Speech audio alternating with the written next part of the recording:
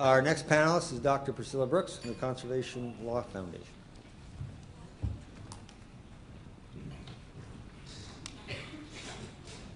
Great, thank you, and thanks all for being here on a Sunday.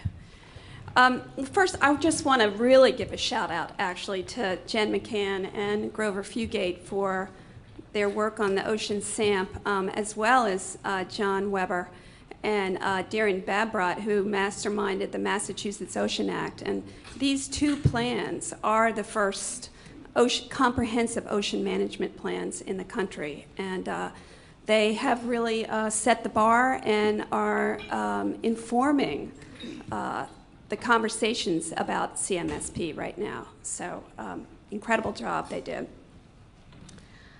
So we've heard that CMSP really is about getting all the stakeholders around the table with the data and maps to try to figure out how best to capitalize on everything that the ocean has to offer in terms of clean, renewable energy, food, transportation, and recreation, while at the same time ensuring that we protect the ecosystem.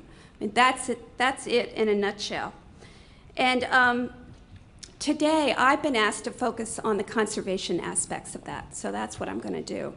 And as a group of ocean conservationists, CMSP, one of our highest priorities in CMSP ought to be protecting important ecological areas and the ocean wildlife that depend upon them. So, so it's important to keep that front and center and make sure that the CMSP plans and that CMSP doesn't become something, you know, like an ocean development plan. We really want it to be more than that. Okay. I've already been introduced, but CLF is, we are an environmental advocacy organization that works in New England. And we've got a variety of programs, but our ocean conservation program has really is the oldest program at CLF with our first big case, actually, in the mid-'70s when we fought off oil and gas drilling on Georges Bank. And that was a huge case for a tiny little organization. I think there were maybe 3 or 4 lawyers at the time, and it went all the way to the Supreme Court, and we were victorious, and we have been ever since, and we expect to continue to be. Okay, so what I'm going to do today is talk about the situation in Massachusetts and what led up to the development of a comprehensive ocean management plan and the kinds of conservation benefits that we were able to secure in that plan. Massachusetts in the early 2000s was facing some really new kinds of development, and it was very much in the press, and people were very much worried about it, in particular coastal communities and traditional users, in particular the fishing community. So we had a couple of offshore LNG terminals that were proposed and have actually been built, in addition to a large wind energy facility off of Cape Cod, and several others were proposed. There was interest in sand and gravel mining, as well as you know, continuing concerns over sewage outfall. But it was really this new industrial type of development, this energy development in particular, and the gas pipelines that were going in that just seemed to be coming on very quickly. And you know, you can't really get a sense of what that all means until you see it mapped. And this is a map that shows some of the proposals that were in place before Massachusetts really got cranked up on ocean planning. But we had a number of wind energy facilities proposed. Here's the Cape Wind project. There were several sand and gravel mining projects that were proposed, which had never been proposed before. Here's the LNG facilities that had been proposed and actually were built. And we'd had a pipeline go in for the first time in Massachusetts waters. So all of this led to a huge statewide discussion about ocean management and what was needed. And in 2008, Governor Patrick signed the Massachusetts Ocean Act, which was a first of its type of legislation in the country, in that it required that the state develop a comprehensive ocean management plan. And there's some important provisions in the Act. So it directed the Secretary to develop the plan.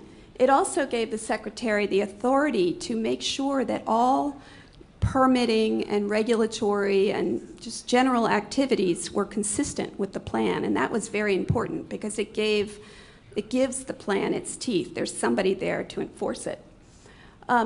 Also important was that for the first time, this plan was going to allow renewable energy facilities to be built in broad areas of Massachusetts ocean waters, whereas before it had not been allowed except in a very small area around Boston. Fishing was deemed an allowable activity by the law. The plan had to establish siting priorities and standards for various different activities. And importantly, the law said that the plan must identify and protect special, sensitive, or unique estuarine and marine life and habitats. And that is what sort of drove the state to take conservation in the plan very, very seriously. Massachusetts produced the plan in 18 months, required by law. They actually had to crank out the draft within a year. I mean, it was just a massive, massive effort. And then that gave 6 months of public review, and it went into place in early January of 2010. And this is a sort of the map that encapsulates the ocean plan in a nutshell. For all its apparent simplicity, this map captures a tremendous amount of data and information and reflects this 18-month process. Here you see that there are 3 general type of areas. The first is a prohibited area, which is this, oops, sorry. Just did what you did, Sandra. Yeah. Ah, there we go. Which is this red area, which borders the Cape Cod National Seashore. Just gets it's basically prohibits almost all activities off its shore, with the exception, I think, of fishing. Then there was another 2 smaller areas that were designated for commercial scale wind energy development, and that is greater than roughly 25 wind turbines. Here, one off of Cuttyhunk, and the other being off of No Man's Land, off of Martha's Vineyard. The rest of the area in the crosshatches was deemed multiple use, and uses there are determined by siting and performance standards, which first off have to protect the special, sensitive, and unique areas, the so-called SSUs, and also the activities in the multi-use area had to avoid areas of high concentrations of existing uses, including shipping, fishing, and recreational boating.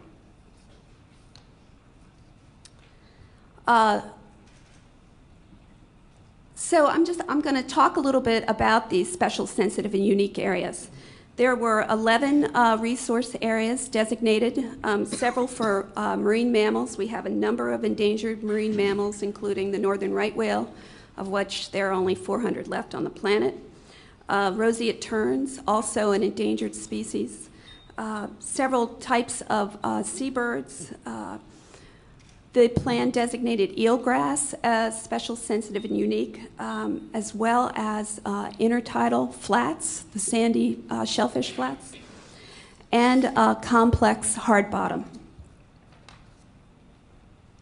So just to show you some of these areas are critical habitat for right whales, and so were designated as special, sensitive, and unique areas that have a heightened level of environmental review, which I'll talk about briefly in a minute. Next, we had areas designated for roseate terns. Again, the roseate tern is an endangered species, and roughly 50% of the North American or the northeastern population actually nest and forage in these pink areas. Next, these are the areas of seafloor habitat, cobble bottom, hard bottom. Again, these areas were designated as SSUs, and you can see that it's pretty expansive there. Important species like the wolffish live in these areas. And then also important fish resource areas. So these were areas where there were high concentrations of important fish species that Massachusetts and other New England fishermen rely upon.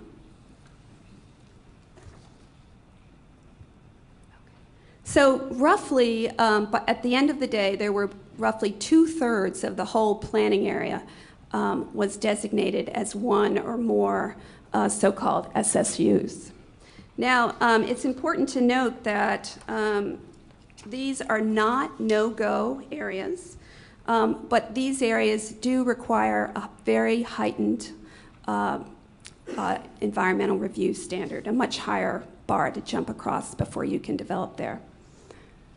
And in particular, this is the bar.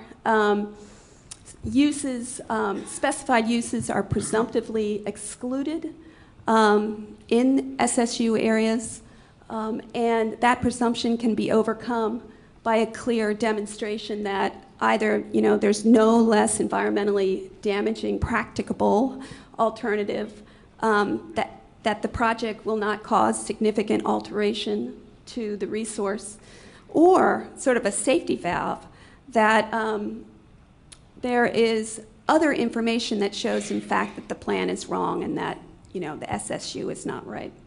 So developers can bring forth, after their surveying, information, if they want to prove that that area is not characterized correctly.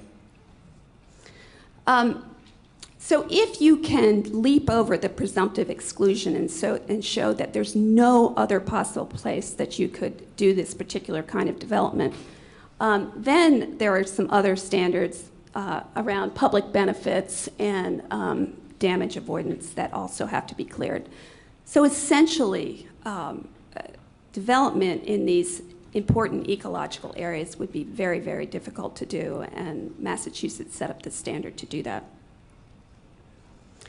Earlier this morning, John Weber and others talked about Massachusetts, how they're now using this plan, and so I kind of popped this map back into my presentation. And this shows a fiber optic cable that goes from goes from Fairhaven across to Falmouth and then over to Martha's Vineyard. And you can see how the developer used the information and cited its fiber optic cable to avoid these special, sensitive, and unique areas. All this yellow is the cobble bottom. This green area are eelgrass beds, and they have done some horizontal drilling to avoid those areas. So in this instance, the plan is doing what it's supposed to do. It's providing information, it's identifying places to avoid, special places to avoid, and it's enabling developers to plan their project very effectively and efficiently. Okay, I'm going to end by talking a little bit about opportunities now as we move into federal waters. with the National Ocean Policy and develop regional coastal and marine spatial plans. Here is a map that shows the broader northeastern Atlantic region, and the New England ocean planning area will go from Connecticut up the coast to Maine.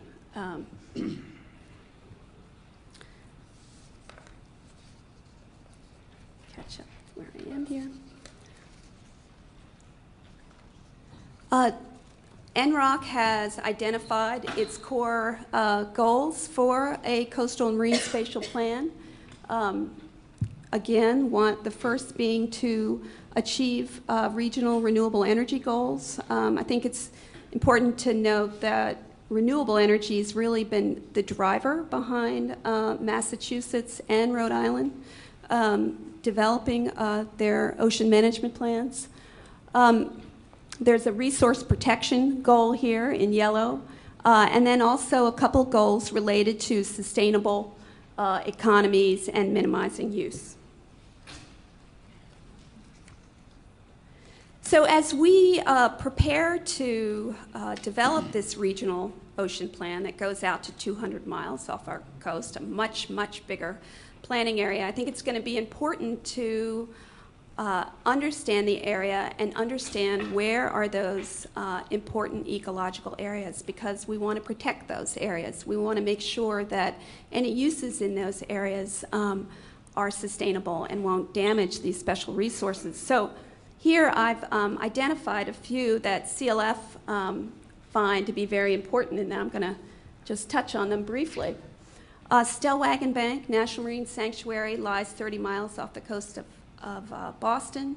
It's New England's one and only National Marine Sanctuary, one of only 13 that are identified across the nation.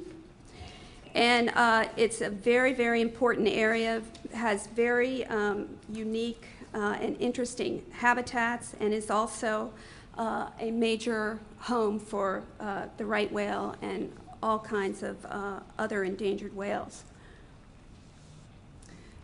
Stellwagen actually did a little coastal and marine spatial planning of their own and worked with the maritime industry and organizations to shift the shipping lane because, oops, so sorry about that. The dotted line is the old shipping lane, and all those dots there are whales, are sightings of whales, and of right whales, that is. These are right whales. The colors indicate sort of the relative degree of sighting of all whales. And so working with the Coast Guard, working with the international maritime organizations, they were able to shift the lane, the shipping lane, into Boston slightly north. And by doing that, they reduced the risk of collision for all whales by 81%. I mean, that is just astounding result of a little CMSP, a little mapping, a little forethought about what we're doing out there. They reduced the risk to right whales in particular by 58%. And the cost to the shipping industry was an estimated 9 to 22 minutes of additional transit time. I think that's a pretty good trade-off.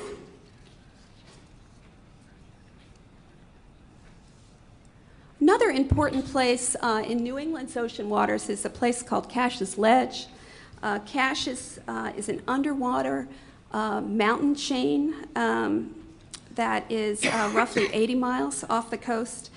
It contains one of the deepest kelp forests in the Gulf of Maine, and it's just a very rich, diverse area. This is probably an area that ought to be identified and protected in any kind of regional ocean plan. Jordan Basin, just recently, scientists became aware, and this is one of 3 of deep water basins in the Gulf of Maine. It's about 1,000 feet deep, and scientists have just discovered that this is sort of a favorite place for right whales. Again, one of the most endangered whales on the planet, and it turns out it's a wintering ground for right whales. So this is an area that ought to receive heightened protection.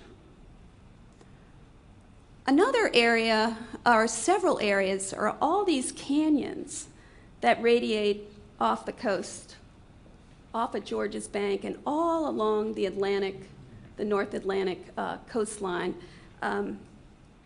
These are places that plunge from about 300 feet down to 3,000 feet, and they're just, cliffs. They're incredible, rocky biodiversity hotspots that are hard to get to and hard to explore. There are, hundreds of species, very interesting, very different. It's just known, pretty much by anyone you talk to as being, some of the most important biodiversity hotspots in the North Atlantic. So these are places that should be protected. And finally, also, we have a number of seamounts off of New England, and those again are underwater pinnacles that rise very steeply from the ocean floor and provide very unique habitats. So in conclusion, we hope and expect that coastal and marine spatial planning will enable us to protect these special places. There are a lot of benefits to CMSP, a lot of benefits to governments in terms of being able to have coordinated management, to industry in terms of being able to have more certainty over the permitting process and where to put their projects. But there are also benefits to the environment, and there really should be. And when you get down to brass tacks, it's mapping the places, understanding where the important places are, and protecting them. So, thank you.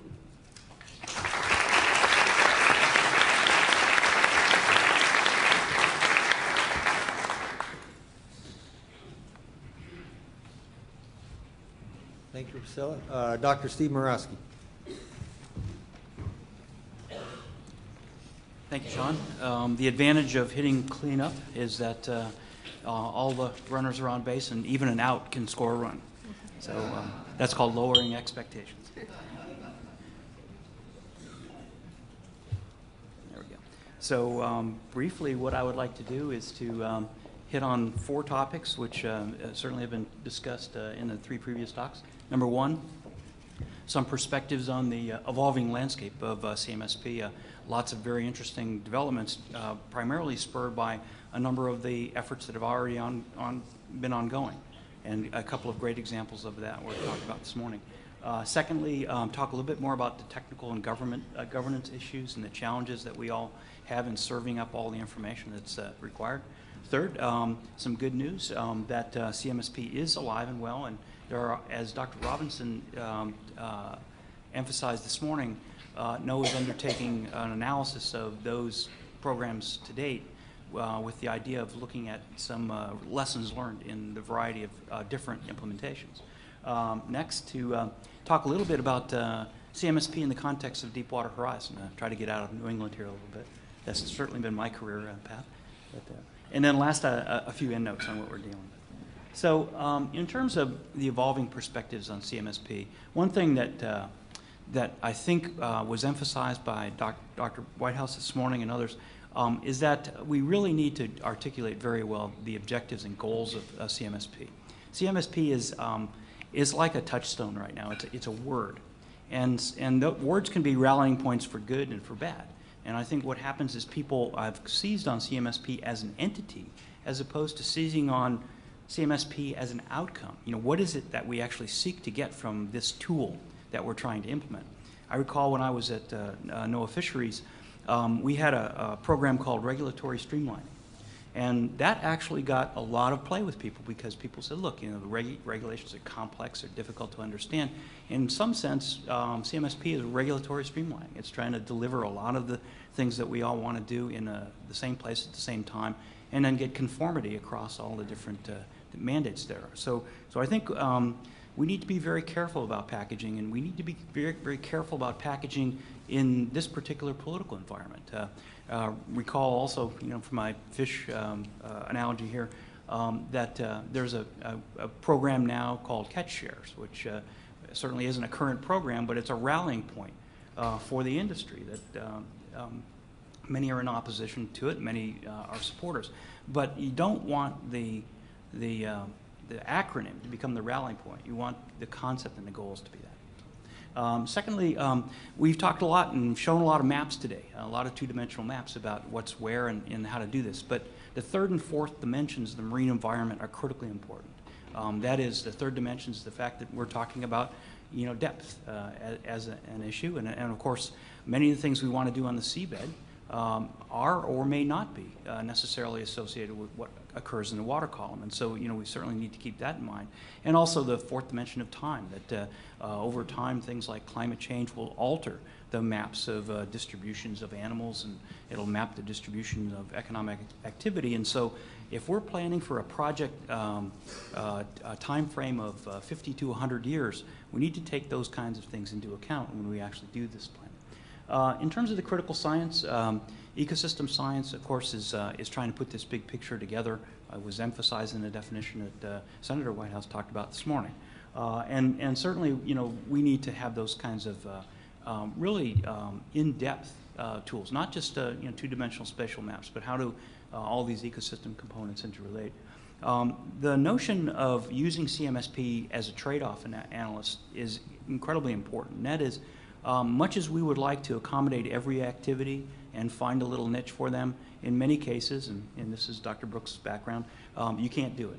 So what's the highest and best use for a particular environment for the nation? And that requires not only what we would call market valuation, that is the goods and services provided in a particular patch of ocean, but also the non-market value. What's the value of that 400th right whale that we talked about? And is that in fact compromised by what we're doing? So trying to use CMSP as a way to actually sort through the value to society is incredibly important. One issue I wanted to emphasize is the asymmetric costs and benefits. There isn't one map that you saw today, nor the maps that I'll show you, that didn't kick fishermen out of someplace.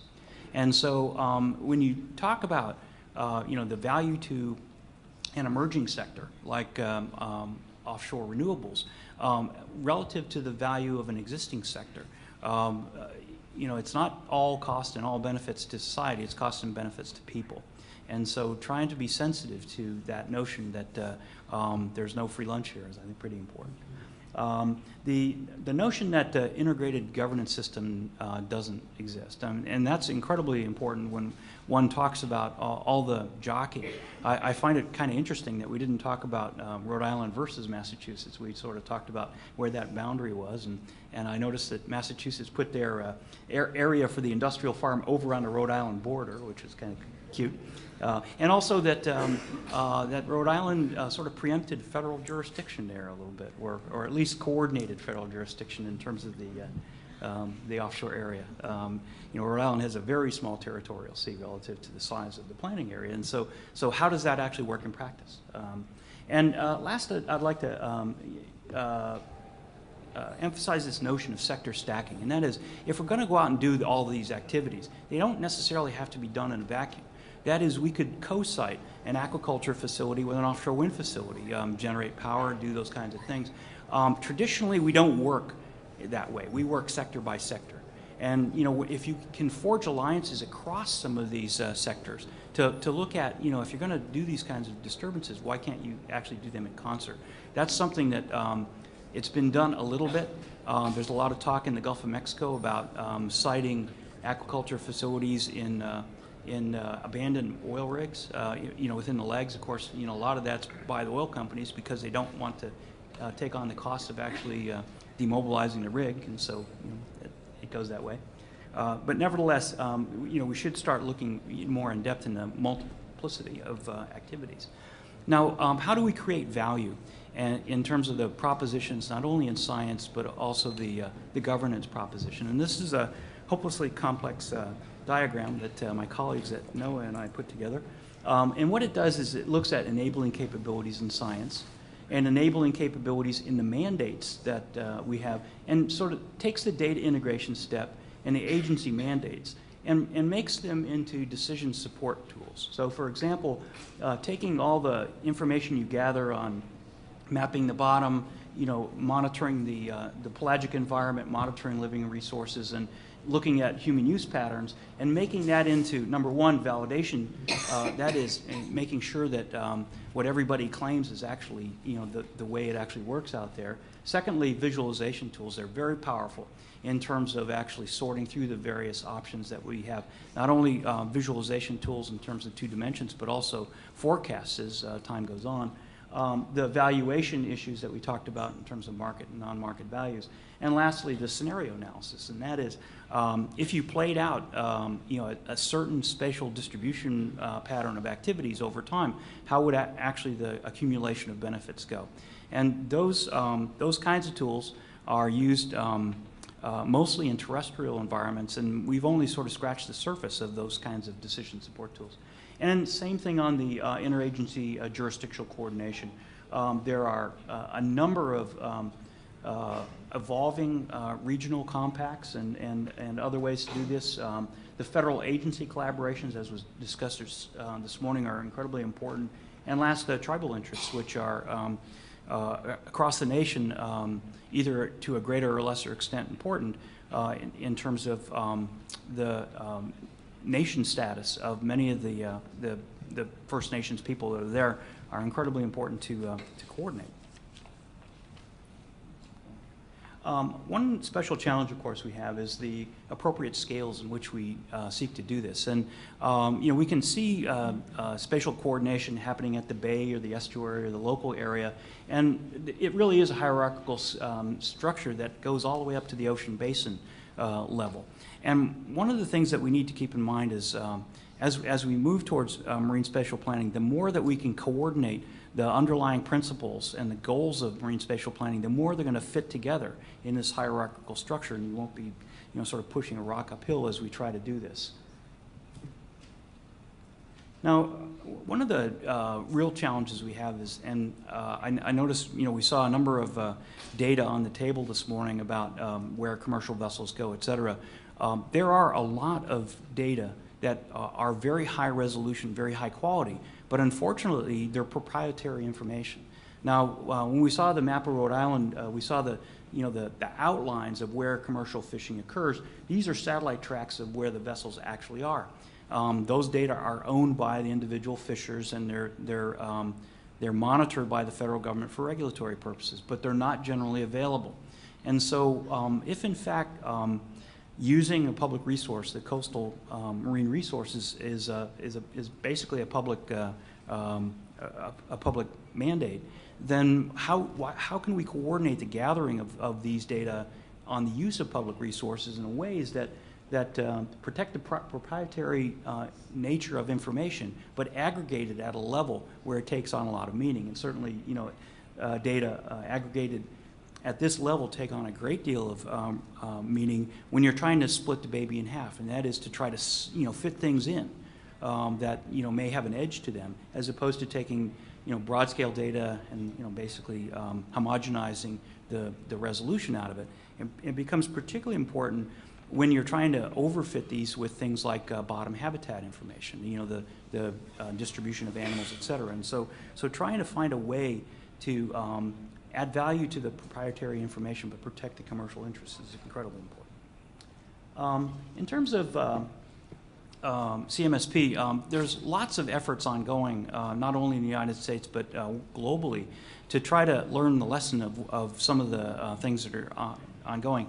And so if you look at this list, there's a large number of various CMSP-related activities at all of these hierarchical spatial scales, from bays and estuaries all the way up to very large marine ecosystem scope. Many people want to learn these lessons at the same time. And so we ought not reinvent the wheel every time we want to do this. And I think some coordination in terms of how these evaluations can occur is pretty important. In fact, NOAA's Science Advisory Board has taken on a task to try to do some of this, and I think it's going to be a very interesting report when they're finished with it. They're trying to look at how can we compare these CMSP implementations. That is, what are the objectives of CMSP in all these different renditions? What are the statutory authorities that allow this? Who are the participants? What tools are they using to to garner information, make decisions. What kind of monitoring and performance metrics do they have, when the plans are actually promulgated? So, trying to understand CMSP from these various points of view is going to be critically important as we make the case in the United States that, number one, this isn't a real stretch. Number two, that there's a body of not only science information but also good governance that propels us forward. And I think the more that we can tell the story that this isn't something unique or something that we're trying to get way out ahead of the rest of the globe on, I think the more comfortable people will become with this. I wanted to spend a few slides on Deepwater Horizon. I think over and apart the tragedy that it was, it actually creates a number of very important examples in looking at CMSP-related issues. First of all, if you look at the evolving situation in the Gulf of Mexico, this graphic here is one that MMS Boehmer put together, and these are years across the top, and this is the depth of all the wells that have been drilled over time. And so you can see that back in the 50s, this is a shallow water proposition, but the depth of wells is just going exponentially quick to the deepest parts of the Gulf of Mexico. And this graphic here shows the yield from the various wells in the Gulf. I think this was 2 years ago. And you can see all these wells in red with the very high bars. This is over 40,000 barrels a day. And in fact, the Thunder Horse well, which is actually a collection of wells, yields 270,000 barrels a day. I mean, these are enormously profitable offshore wells. And so, given our energy policy in the United States, you can see that there's a compelling reason to be there, based on the supply of energy and the profitability. And an interesting factoid about this whole situation is that if you look at the amount of oil production in a well, it's between 500 million and 600 million barrels per year. Deepwater Horizon was just 2 million barrels spilled, so it was a fifth of 1% of the production coming out of the Gulf. And we can imagine that this is not going to be flat. This will accelerate, particularly as we do more and more ultra deep water drilling, which is 1,500 meters and deeper. So those are compelling things that are pushing us into those environments. As a marine spatial planning issue, I can say, since I'm an academic now, that we were ill-equipped to evaluate the risks that were associated with it when it was basically a shallow water industry that sort of evolved to the deep water issues. Now, there's a very famous saying by a New England politician that all politics is local, but maybe not so much. If you look at the Gulf of Mexico and the graphic I showed you before, all the drilling is over in the western side here. There's a prohibition on drilling on the eastern side. We'll see how long that persists. A lot of pressure to do this. Just in looking at the geography here, you can see that there are 3 major countries that bound the Gulf. There's also 5 states with very different risk tolerances for drilling and other related activity. And so harmonizing the state-by-state perspectives in a coastal marine spatial planning scheme is incredibly difficult. And then it's being pressurized by the fact that Cuba is about ready to start drilling in their coastal zone north of Havana. They have a plan to drill over a dozen wells starting in September. And you'll recall that we really didn't get Deepwater Horizon up around the coast of Florida, but given where these wells are and the drift of the currents, which I'll show you in a minute, if in fact there was ever an issue there, it would be an issue for the United States almost immediately. And this graphic kind of emphasizes that. This is a surface temperature graphic from basically when the well exploded last year. You can see the very hot surface current of the loop current, and basically coming over to the Florida Straits. Interesting thing, and the point I'm trying to make here is that connectivity among parts of the ecosystem, that fourth dimension changes on a daily basis. Recall that there was this big eddy split off last year and effectively blocked all that water from coming around the coast of Florida.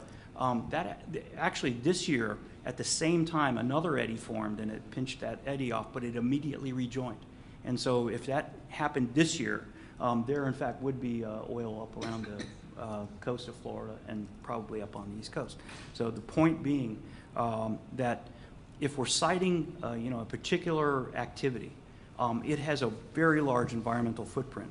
And that's emphasized by this graphic, which is a combination of both where the surface oil occurred due to Deepwater Horizon. This is basically 87 daily maps of the oil density. And this is the density of fish eggs and larvae. That is a historic atlas from 82 to 2009. And you can see that the intersection of these two is a tremendous overlap in terms of high levels of fish eggs. And of course, they're quite sensitive to things like oil.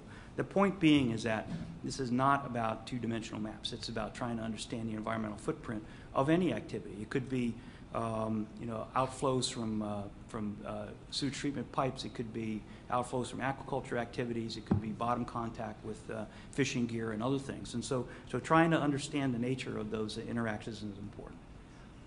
In terms of a few endnotes, number one, CMSP is not well articulated, at least in the public's mind, about what we seek to achieve with this. We don't have really good public consumption elevator speeches about what we're going to do with this. Secondly, how will agencies actually coordinate this in the real world?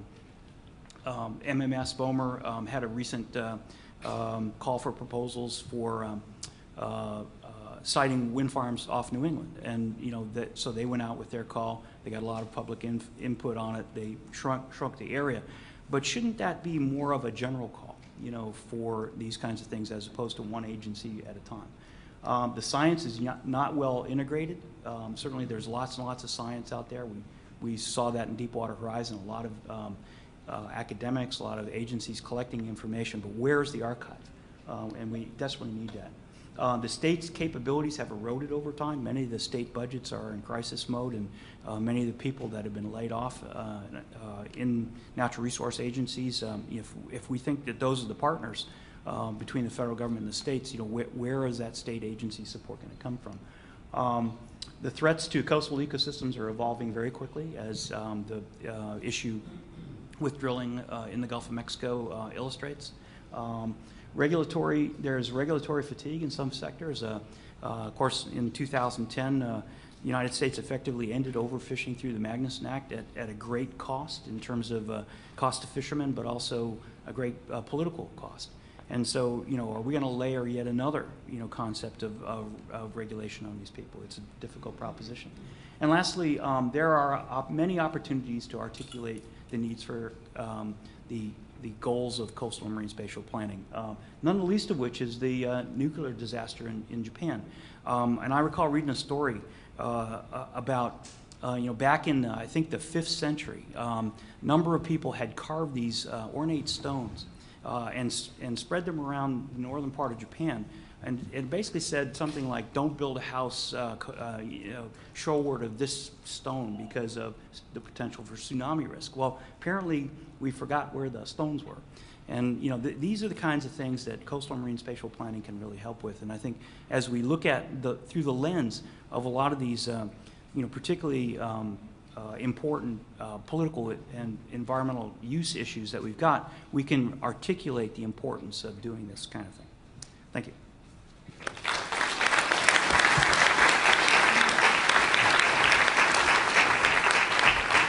Thank you very much, Steve.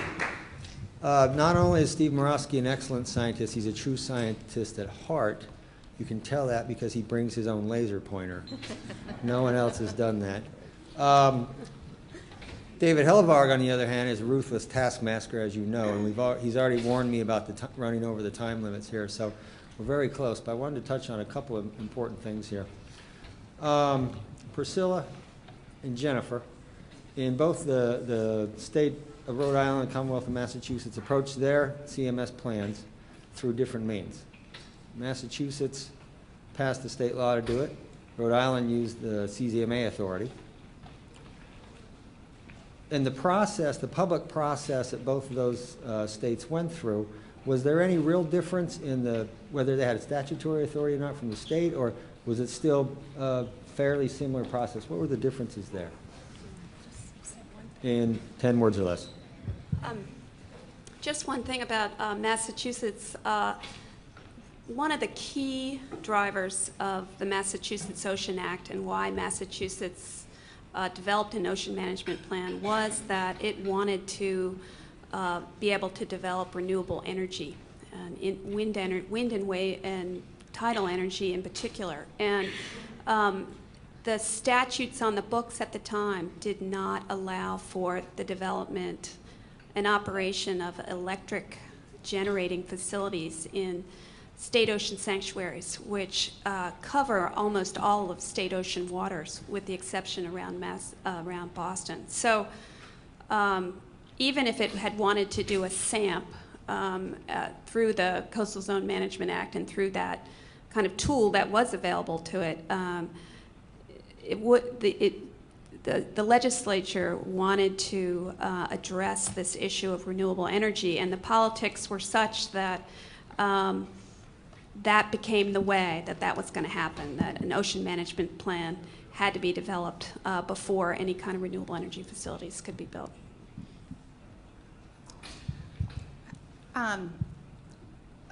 As far as what's the difference between the Massachusetts and the Rhode Island Did you stakeholder find that process? in development of the SAMP, that at any time a special state authority for the plan itself would have been more helpful or less helpful, or how would you compare that to Massachusetts, just in the process and the legal authority being able to move ahead? Again, 10 words or less. Yeah.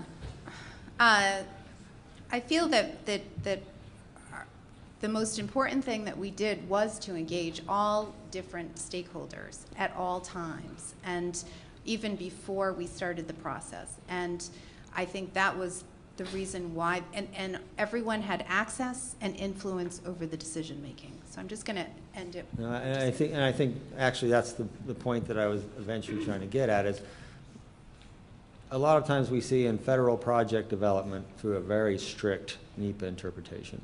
You see a scoping, 20 days, 30 days for a comment. You have a draft comment period.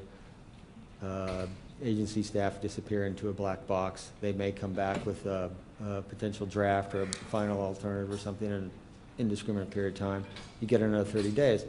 I think the value, whether whether you use the CZMA authority or a state-specific statute, was that the process, the transparency process and the open involvement for both those states really saved so much time in developing a comprehensive plan, where in some federal land management agencies, they will take almost a decade to develop a land management plan for a specific area where you can draw boundaries on or drive across. Yeah, and I think with the SAMP, we identified all the issues up front, and if you look at the policies that were developed, you can see how we responded to those issues, whether they were process issues or whether they were access issues, so the public could see how they had influenced the process and how their issues had been responded to.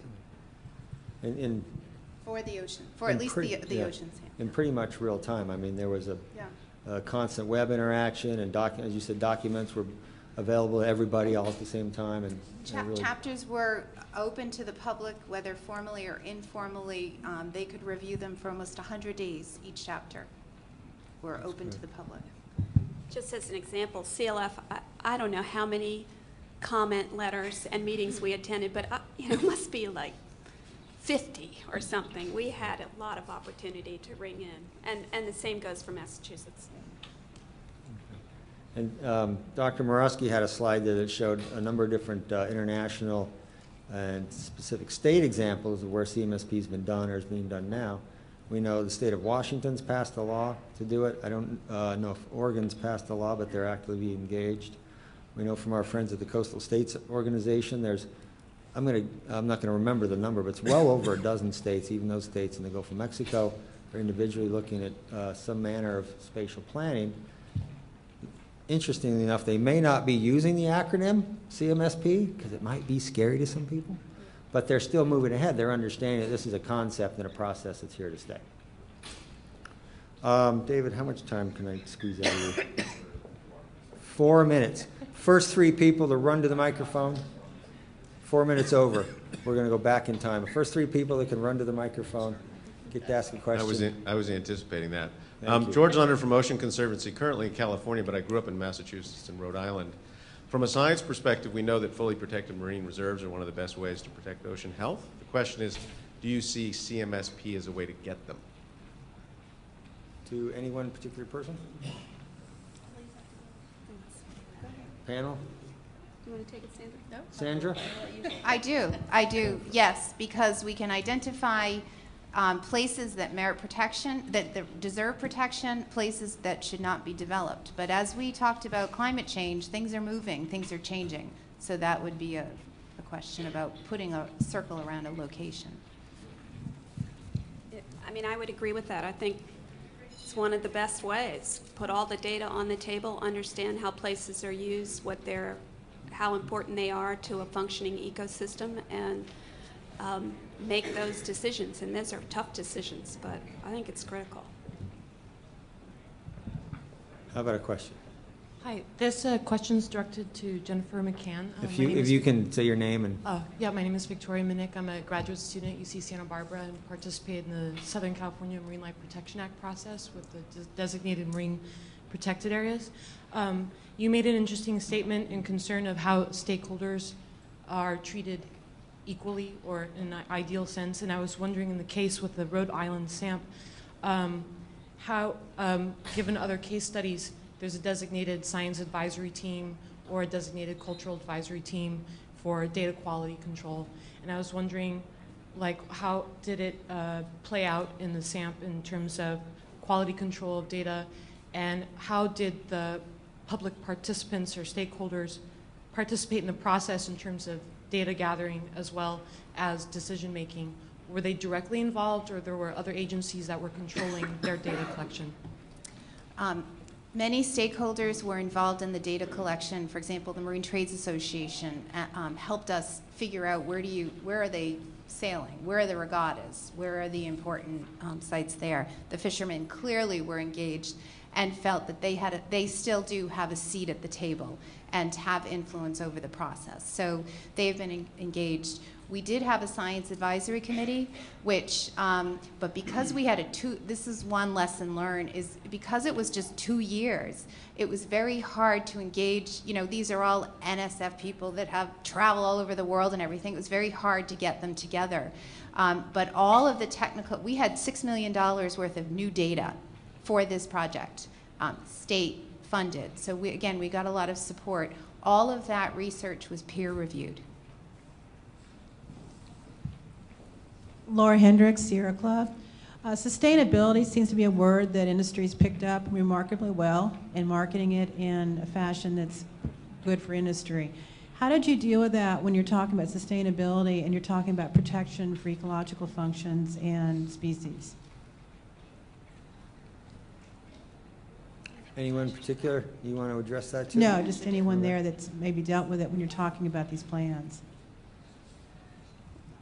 All right, I'll try.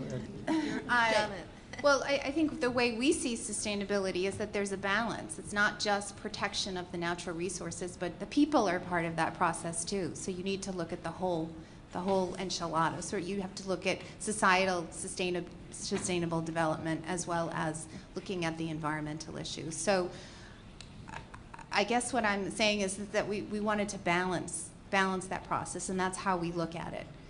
So you had a conversation that basically had sustainability on different users with different meanings that tried to combine all that together? Is that? Yeah, we're not going to achieve sustainable development in 2 years. That's more of a 2-year initiative, and what we need to do before that is to identify what we call measurable and time-bound goals, both societal as well as environmental. And actually, our organization looked at the Wadden Sea and the Great Barrier Reef and other places that in the beginning they just identified in Chesapeake. They identified just environmental goals. And what we're finding is those that are successful have both societal as well as those that are successful at achieving or coming towards sustainable development is they have both societal and environmental goals. And so that's what we are urging people to do. But again, achieving those time-bound and measurable goals takes about 10 years, or if you're really committed to it. So the next thing is to make sure that there's behavior change towards implementation. And so right now, it looks like our opinion in the country is that people are just trying to create those enabling conditions. Again, those unambiguous goals, the strong constituencies, the commitment and the capacity, so that we can then move towards sustainable development. But I don't see, or our organization does not see, that people are there yet towards that sustainable development or towards achieving those measurable goals. And one of the, as Sandra pointed out, one of the important principles of CMSP is the precautionary approach itself. Understanding that there's not everything is already known. There's a lot more that we're going to learn down the road, and so we need to be act with caution in planning and not make great assumptions. All right, well, thank you very much. I really appreciate it. Can we have a hand for our panel, please?